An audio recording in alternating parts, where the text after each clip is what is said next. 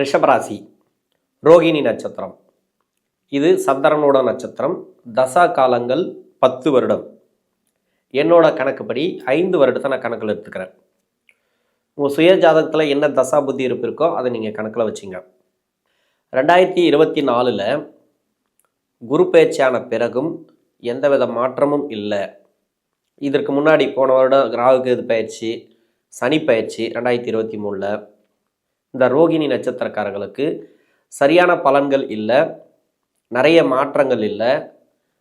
வாழ்க்கையில் என்ன ப்ராப்ளம் இருந்ததோ அந்த ப்ராப்ளம் இன்னமும் தீர்வுக்கு வரல அப்படின்னு நினைக்கக்கூடிய நபர்களுக்கு இந்த வீடியோ. இந்த ரோகிணி நட்சத்திரத்தில் சந்திர தசையில் ஆரம்பிக்கும். இப்போ ஜென்ம ராசியில் இருக்கக்கூடிய குரு, இந்த குரு பகவானை பொறுத்த வரைக்கும் பாதகாதிபதி, அஷ்டமாதிபதி, 11ஆம் அதிபதினு சொல்லக்கூடியவர். இந்த லக்கணத்துக்கோ இந்த ராசிக்கோ நன்மை செய்யாதவர். பெரும்பாலும் இந்த ராசிக்கு நன்மை செய்யாதவர் அப்படின்னு சொல்லிக்கலாம். நட்சத்திர அடிப்படையில் பலன் எடுக்கும்போது இந்த ராசிக்கு, அதாவது ரோகிணி நட்சத்திரக்காரர்களுக்கு, ரிஷப ராசியில் இருக்கக்கூடிய நபர்களுக்கு நன்மை செய்யாத கிரகம் இந்த குரு பகவான். ஜென்ம ராசியில் நிறைய ப்ராப்ளத்தை கொடுத்துருக்கும்.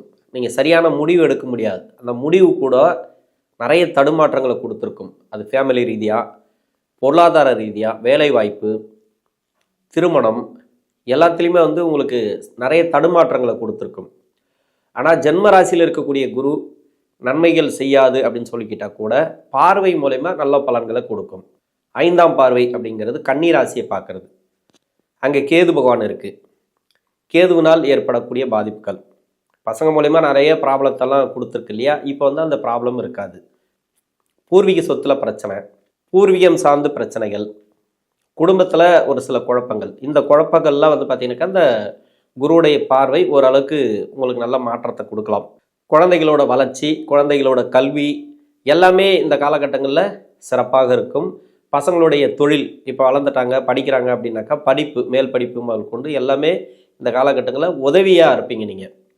இது குரு பகவான் கொடுக்கக்கூடிய பலன் பார்வை மூலமா. 7ஆம் பார்வை அந்த அளவுக்கு பெரிய பலன்கள் இல்லை.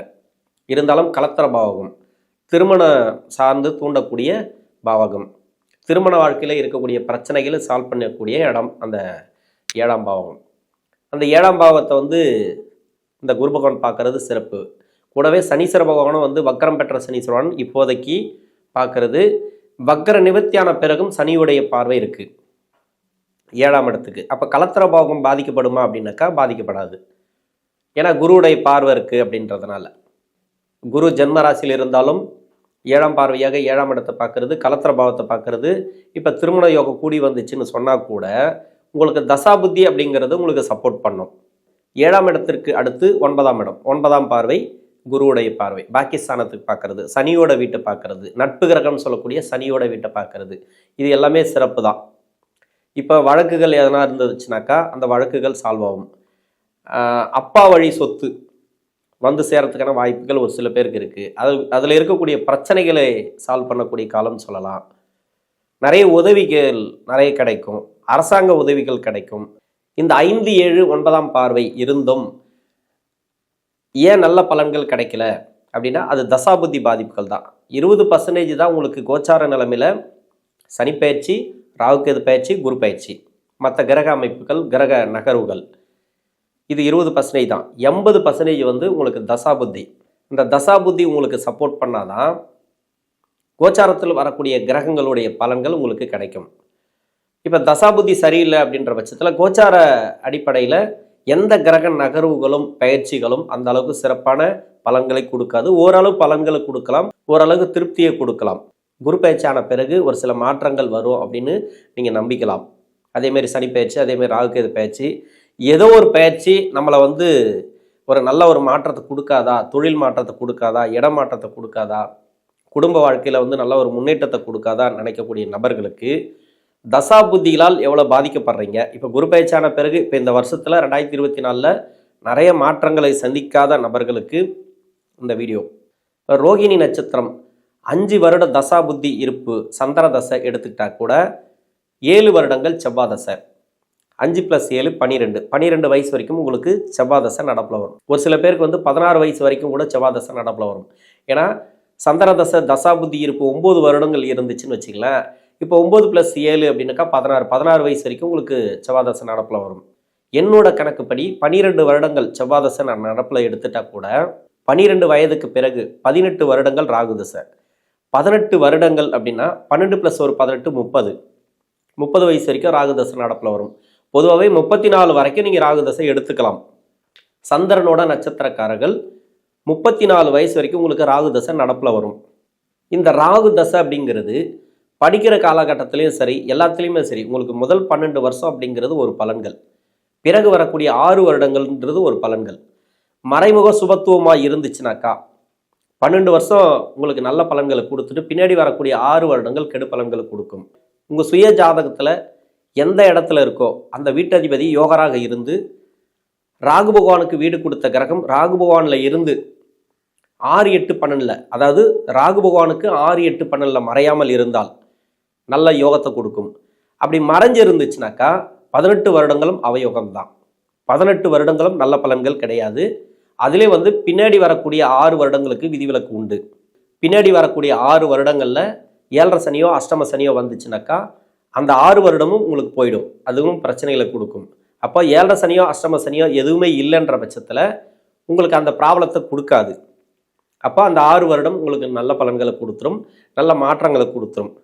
உங்களுக்கு ராகு தசை அப்படிங்கிறது எத்தனை வருடங்கள் நடந்திருக்கு, மீதி எத்தனை வருடங்கள் இருக்குது, படிப்பில் நிறைய தடைகளை கொடுக்குது அப்படின்னாக்கா அவயோகம் செய்யக்கூடிய வீட்டில் இருந்து தசை பண்ணால் படிப்பில் நிறைய தடைகள் உண்டு, நினைச்ச அளவுக்கு மாற்றங்களை கொடுக்காது. இந்த வருடத்தில் யோகம் செய்யக்கூடிய இடத்துல இருந்துச்சுனாக்கா உங்களுக்கு நல்ல மாற்றம் உண்டு. திடீர் அதிர்ஷ்ட வாய்ப்புகள், நீங்கள் நினச்ச மாதிரி படிப்பெல்லாம் நல்லா சிறப்பாக இருக்கும். வேலை வாய்ப்புக்காக ட்ரை பண்ணுறீங்கன்னு வச்சுங்களேன். இப்போ வேலை வாய்ப்பையும் கொடுக்கணும் அப்படின்னாக்கா இந்த ராகு தசை சப்போர்ட் பண்ணும். கோச்சாரத்தில் எந்த கிரகங்களும் உங்களுக்கு பெரிய பாதிப்புகளை கொடுக்காது. ஜென்மராசியில் இருக்கக்கூடிய குரு பகவான் மட்டுமே தான் உங்களுக்கு கஷ்டங்களை கொடுக்குமே தவிர, அது கூட மன உளைச்சல், மன அழுத்தங்கள், சரியான முடிவு எடுக்க முடியாமல் திணறதெல்லாம் இருக்கு இல்லையா, இது குரு பகவானுடைய நகர்வு ஜென்மராசியில் இருக்கிறதுனால. மற்றபடி வேறு ஒன்றுமே கிடையாது. உங்களுக்கு சனி நல்லா இருக்குது, ராகு கேது நல்லா இருக்குது, எந்த ஒரு ப்ராப்ளமும் கிடையாது. ஏன்னா பார்வை மூலிமா ராகு கேது உங்களுக்கு சிறப்பான இடத்துல இருக்குது. அப்போது நீங்கள் தசாபுத்தி மட்டும்தான் பார்க்கணும். இந்த ராகு தசை அப்படிங்கிறது வேலை வாய்ப்பை கொடுத்துரும், திருமணத்தை கொடுத்துரும், குழந்தை பாக்கியத்தை கொடுத்துரும். ஆனால் ஏதோ ஒரு குறைகளை வச்சுட்டே வரும். கடைசி வரைக்கும் ஆறாத தழும்பு ஏதோ ஒரு வகையில் இருந்துகிட்டே வரும். ஏதோ ஒரு குறைகள் இருக்கும், மனசார்ந்த குறைகள் கடைசி வரைக்கும் நம் வாழ்நாள் முழுவதும் நினச்சி பார்க்கக்கூடிய ஒரு நிகழ்வு இந்த ராகு தசையில் நடந்துடும். திருமண வாழ்க்கைக்காக நீங்கள் முயற்சி பண்ணுறீங்கன்னு வச்சிங்களேன். இப்போ திருமணத்துக்காக நீங்கள் வரன் பார்க்குறீங்க. 7ஆம் இடத்துல குருவுடைய பார்வை இருக்குது, சனியுடைய பார்வை இருக்குது, 5ஆம் இடத்துலையும் குருவுடைய பார்வை இருக்குது, சிறப்பாக இருக்குது. ஜென்மராசியில் இருக்கிறதுனால மட்டும்தான் குரு மைனஸை தவிர மற்றபடி பார்வைகள் சிறப்பாக இருக்குது. திருமணத்தை தூண்டும், திருமணத்துக்கு உண்டான காலம் அப்படின்னே சொல்லலாம். ஆனால் இந்த ராகு தசை எப்படி இருக்கணும் அப்படின்னா, உங்கள் சுய ஜாதகத்தில் எந்த லக்னமாக இருந்தாலும் சரி, அந்த லக்னத்துக்கு ராகு பகவான் எந்த வீட்டில் இருக்கோ அந்த வீட்டுடைய கிரகம், அந்த வீடு கொடுத்த கிரகம் ராகு பகவானுக்கு 6, 8, 12 மறையக்கூடாது. அந்த வீடு கொடுத்த கிரகம் யோகராக இருந்தால் சிறப்பு, மறையாமல் இருந்தால் சிறப்பு. ராகு பகவானுக்கு 6, 8, 12 மறைஞ்சிருந்தால் அந்த 18 வருடங்களும் உங்களுக்கு கஷ்டங்களை கொடுத்துரும். படிப்பு முதல் கொண்டு, வேலை முதல் கொண்டு, திருமண வாழ்க்கை முதல் கொண்டு பாதிப்புகளை கொடுக்கும். ஆனால் ஒரு சில பேருக்கு கோச்சார நிலைமையில் 7.5 சனி அஷ்டம சனி இல்லை. இப்போல்லாம் உங்களுக்கு அஷ்டம சனி 7.5 சனி கிடையாது.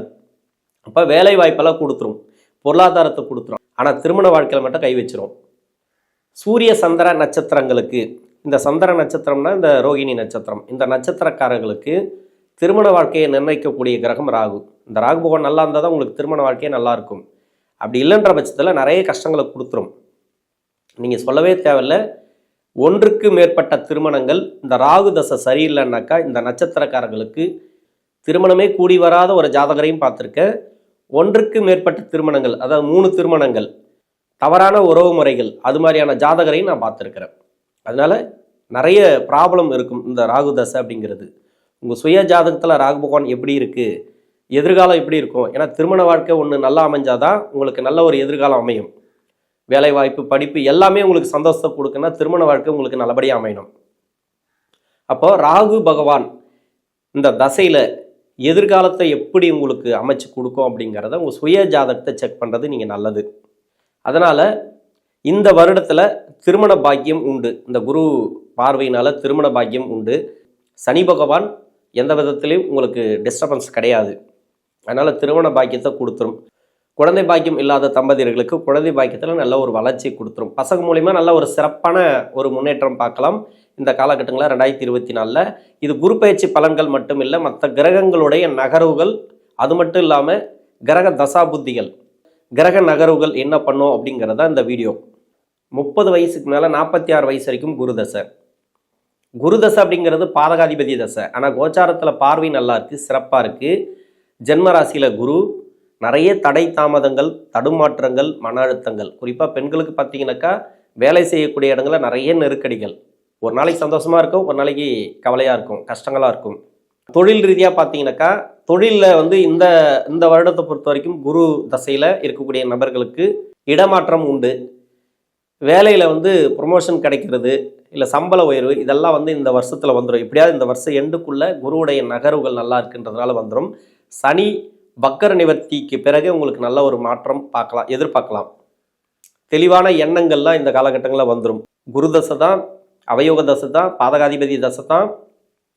இருந்தாலும் ஜென்மராசியில் இருக்கிறதுனால பார்வை உங்களுக்கு சிறப்பாக இருக்குன்றதுனால நல்ல மாற்றத்தை கொடுத்துரும். சனியுடைய நகர்வுகளும் நல்லா இருக்குது. வக்கர சனி 10ஆம் இடத்துல வக்கர சனியாக இருக்கிறதும் சிறப்பு. தொழிலில் ஒரு சில பேருக்கு இடமாற்றங்கள் உண்டு, அதை நீங்கள் கவனமாக பார்த்துக்கணும். கடன் பிரச்சனை ஒரு சில பேருக்கு தீரும். குரு பகவான் உங்கள் சுய ஜாதகத்தில் 6ஆம் இடத்தோடு சம்மந்தப்பட்டு இருந்தால் கடன், நோய், வழக்கு, இந்த 3த்தில் ஏதாவது ஒன்று கொடுத்துருக்கும். 3மே ஒரு சில பேருக்கு கொடுத்துருக்கு, பாடுபட்டிருப்பீங்க. ஆனால் 6ஆம் இடம் எந்த கிரகம் சம்மந்தப்பட்டு தசை நடத்தினாலும் சரி, ஒன்று கடனை கொடுக்கும், இல்லைனா நோயை கொடுக்கும். அதிகபட்சமாக பிரச்சனைகள் அப்படின்னா வழக்கு ரீதியாக சந்திக்கக்கூடிய காலம் அப்படின்னு சொல்லலாம். ஆனால் இந்த காலகட்டங்களில் அப்படி இருக்காது. 6ஆம் இடம் சம்மந்தப்படலாம், உங்களுக்கு பிரச்சனைகளே இருக்காது, நீங்கள் பயப்பட தேவையில்லை. 46 வயசுக்கு மேலே 65 வயசு வரைக்கும் சனி தசை. இப்போ சனி தசை நடக்கக்கூடிய நபர்கள் இந்த ராசிக்கு யோகராக இருந்தாலும் இப்போ தொழிலில் ஒரு சில பேருக்கு தடையை கொடுத்துருக்கோம். இந்த 2024 ஆரம்பிச்சதுலேருந்து ஒரு சில பேருக்கு தொழில் தடையை கொடுத்துருக்கும். தொழிலில் கொஞ்சம் மந்த நிலையை கொடுத்துருக்கும். வருமானத்தில் கொஞ்சம் தடையை வச்சிருக்கலாம். இதெல்லாம் சனி வக்கர நிவர்த்திக்கு பிறகு சரியாக போவோம். உங்களுக்கு மன அழுத்தங்கள் இருந்தால் அதெல்லாம் கிளியர் ஆகிறதுக்கான வாய்ப்பு இருக்குது. அது குருவுடைய நகர்வுகள். ஜென்மராசியில் குரு இருந்தாலே சரியான முடிவு எடுக்க முடியாது, மன அழுத்தங்கள் உண்டு. பெண்களாக இருந்தாலும் சரி, ஆண்களாக இருந்தாலும் சரி, நிறைய மாற்றங்களை எதிர்பார்க்கக்கூடிய நபர்களுக்கு இந்த வருடத்தில் கொஞ்சம் கவனமாக இருக்கணும். வேற லக்னமாக இருந்து அந்த லக்னத்துக்கு அவயோகராக இருந்தால் இந்த சனி பகவான் நீங்கள் சொல்லவே தேவையில்லை, நிறைய கஷ்டங்களை அநேகமாக கொடுக்கும் இந்த சனி தசையில் இருக்கக்கூடிய நபர்களுக்கு. 65 வயசுக்கு மேலே 82 வயசு வரைக்கும் புதன் தசை நடக்கக்கூடிய நபர்கள். 82 வயசுக்கு மேலே 89, 90 வயசு வரைக்கும் கேது தசை. இந்த புதன் தசைக்கும் ஒரே பலன் தான், கேது தசைக்கும் ஒரே பலன் தான். புதன் தசைக்கு என்ன மாதிரியான பலன்களை சொல்கிறனோ அத்தனையும் கேது பகவான் தசைக்கும் நீங்கள் எடுத்துக்கலாம். 90 வயசு வரைக்கும் நீங்கள் எடுத்துக்கலாம் இந்த ரோகிணி நட்சத்திரக்காரர்கள். புதன் அப்படிங்கிறது 2ஆம் அதிபதி தசை, 5ஆம் அதிபதி தசை. குடும்ப பொருளாதாரம் இந்த காலகட்டங்களில் நல்லாயிருக்கும். இந்த குரு பகவான் ஜென்ம ராசியில் இருக்கிறதுனால நிறைய உங்களுக்கு மன உளைச்சல்களை கொடுத்துட்டே இருக்கும், மன அழுத்தங்களை கொடுத்து கொண்டே இருந்தால் இப்போ இதுக்கப்புறம் கிளியர் ஆகும், ஓரளவுக்காவது கிளியர் ஆகும். ஏன்னா உங்களுக்கு புதன் தசை அப்படிங்கிறது யோகா தசை தான் ராசிக்கு.